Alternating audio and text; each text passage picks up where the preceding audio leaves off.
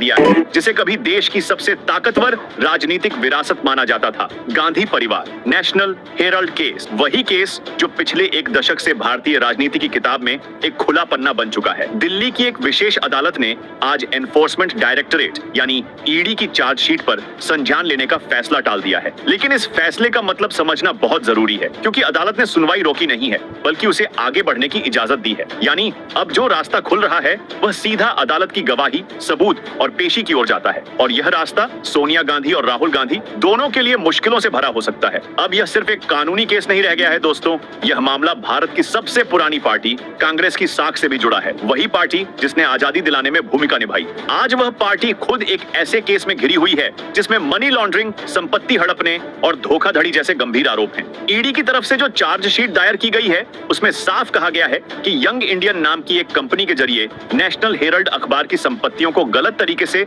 अपने कब्जे में लिया। कहा गया कि करोड़ों रुपए की प्रॉपर्टीज जो एक अखबार की थी वो धीरे धीरे कुछ चुनिंदा लोगों की प्राइवेट कंपनी में पहुंच गई। ईडी का दावा है कि यह सब कुछ कांग्रेस पार्टी के फंड से हुआ और यह वही फंड था जो आम जनता के भरोसे से बना था। अब अदालत की नजर इस चार्जशीट पर है और अगर अदालत ने इस पर संज्ञान लिया तो राहुल गांधी और सोनिया गांधी को पेश होना पड़ेगा। यानी अब सिर्फ राजनीति नहीं, अदालत की चौखट भी इनके सामने है। दोस्तों, अब बात करते हैं इस केस के उस हिस्से की जिसने गांधी परिवार की नींदें उड़ा दी हैं। ईडी यानी एनफोर्समेंट डायरेक्टरेट, जो देश के आर्थिक अपराधों की जांच करने वाली सबसे ताकतवर एजेंसी है, उसने इस मामले में जो दस्तावेज अदालत के सामने रखे हैं वह कांग्रेस पार्टी के लिए किसी झटके से कम नहीं है। ईडी का दावा है कि राहुल गांधी और सोनिया गांधी ने यंग इंडियन नाम की कंपनी बनाकर नेशनल हेराल्ड की संपत्तियों को अपने नियंत्रण में ले लिया। कागजों में यह कंपनी नॉन प्रॉफिट थी, लेकिन ईडी के मुताबिक हकीकत कुछ और है। ईडी का कहना है यह सिर्फ एक कवर था, असल मकसद था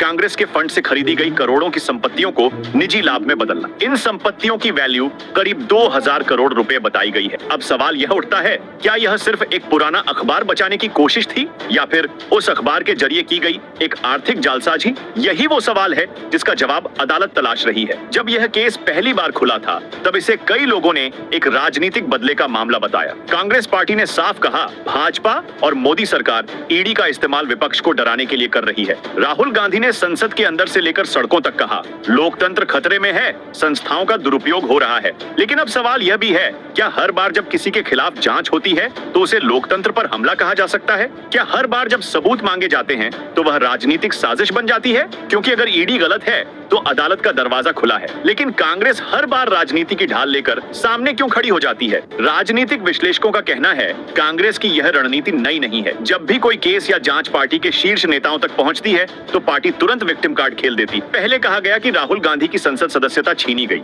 अब कहा जा रहा है कि उन्हें जेल भेजने की साजिश हो रही है। लेकिन सवाल ये है, अगर सब कुछ साफ है तो अदालत में जवाब देने से डर कैसा? ईडी के सूत्रों के मुताबिक जांच अब उस चरण में है जहां फाइलें नहीं बल्कि गवाह और सबूत बोलेंगे। ईडी ने अप्रैल 2025 में चार्जशीट दाखिल की थी और तब से लगातार गांधी परिवार की संपत्तियों से जुड़े दस्तावेज जुटाए जा रहे हैं। यह भी बताया गया है कि दिल्ली और मुंबई में कई प्रॉपर्टीज की जांच जारी है। कुछ संपत्तियों पर अस्थायी अटैचमेंट भी किया जा चुका है। अब अदालत ने जो संकेत दिए हैं वह साफ बताते हैं कि हाई कोर्ट का स्टे हटने के बाद मामला ट्रायल स्टेज में जा सकता है, और ट्रायल का मतलब है पेशी, पूछताछ और सबूतों की गवाही। राजनीति में यह सब कुछ चुनावी मौसम से ठीक पहले हो रहा है। 2027 के चुनाव में राहुल गांधी विपक्ष के चेहरे के रूप में सामने हैं। ऐसे में अगर यह केस कोर्ट में ट्रायल तक पहुंचता है तो यह सिर्फ कानूनी नहीं बल्कि राजनीतिक जमीन को भी हिला देगा, क्योंकि जनता के बीच अब यह सवाल खुलकर उठने लगा है, क्या कांग्रेस वाकई भ्रष्टाचार के बोझ से दब चुकी है? दोस्तों, भारत के राजनीतिक इतिहास में कुछ घटनाएं ऐसी होती हैं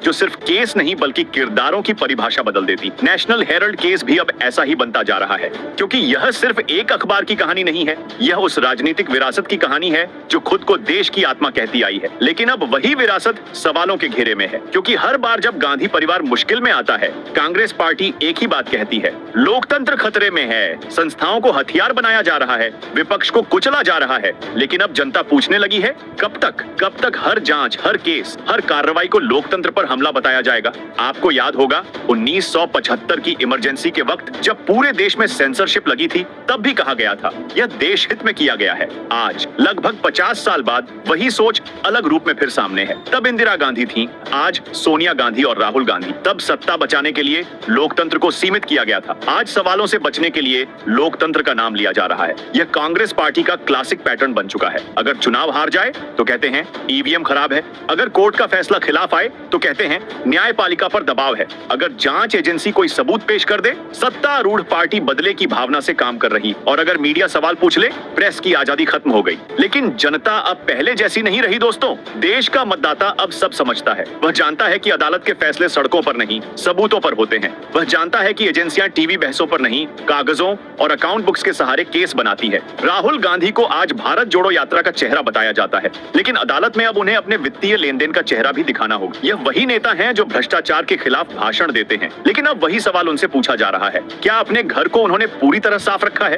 कांग्रेस पार्टी के भीतर भी अब खामोशी है। जो नेता कभी गांधी परिवार की हर बात पर तालियां बजाते थे, अब वे या तो मीडिया से दूरी बना रहे हैं या फिर बहुत सावधानी से शब्द चुन रहे हैं, क्योंकि उन्हें भी पता है यह मामला छोटा नहीं है। यह किसी राजनीतिक बयानबाजी से नहीं बल्कि अदालत के सबूतों से तय होगा। और दोस्तों, यही कारण है कि इस पूरे विवाद ने गांधी परिवार की राजनीतिक साख पर गहरा असर डाला है। जो राहुल गांधी खुद को युवाओं की आवाज कहते हैं, अब उन्हें अदालत में एक आरोपी के रूप में पेश होना पड़ सकता है, और यह इमेज पॉलिटिक्स में बहुत बड़ा फर्क लाती। दोस्तों, अब नेशनल हेराल्ड केस एक ऐसे मोड़ पर पहुंच गया है जहां से लौटना शायद अब कांग्रेस के लिए आसान नहीं होगा। दिल्ली की अदालत ने फिलहाल चार्जशीट पर संज्ञान लेने का फैसला टाल दिया है, लेकिन दिशा साफ है। मामला अब ट्रायल की ओर बढ़ रहा है, जहां सबूत, गवाह और दस्तावेज बोलेंगे। ईडी का दावा है कि यंग इंडियन नाम की कंपनी के जरिए गांधी परिवार ने नेशनल हेराल्ड की संपत्तियों पर कब्जा की, जबकि कांग्रेस इसे राजनीतिक साजिश बता रही है। लेकिन देश की जनता अब यह सब सुन सुनकर थक चुकी है। हर बार एक ही राग, लोकतंत्र खतरे में है, संविधान पर हमला, ईडी भाजपा की एजेंसी। सवाल है, क्या हर जांच को राजनीतिक बदला कहा जाएगा? क्या गांधी परिवार कानून से ऊपर है? अगर अदालत ने चार्जशीट पर संज्ञान ले लिया तो राहुल गांधी और सोनिया गांधी को कोर्ट में पेश होना ही पड़ेगा। यह सिर्फ एक केस नहीं रहेगा, बल्कि कांग्रेस की साख और भविष्य दोनों का इम्तिहान बन जाएगा। तो अब देखना यह है, गांधी परिवार अदालत में सच्चाई साबित करता है या कानून की कसौटी पर उनकी राजनीतिक विरासत दरक जाती है। क्योंकि इस बार सवाल सिर्फ राहुल या सोनिया का नहीं, यह सवाल है, क्या भारत में सचमुच कोई व्यक्ति कानून से बड़ा नहीं है?